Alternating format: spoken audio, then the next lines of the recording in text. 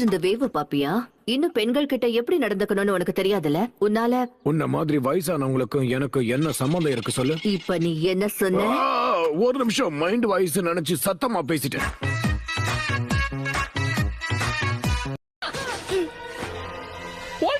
Hold on partner. பழசல மனசுல வச்சுட்டு அமைக்கிறாதீங்க, இருங்க.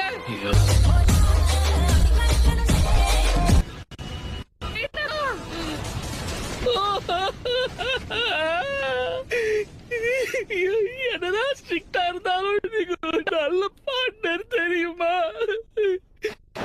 டோபி ரொம்ப நடிக்காத, நல்லாவே இல்ல. ஏய், நீ இப்பவும் சாவலியா?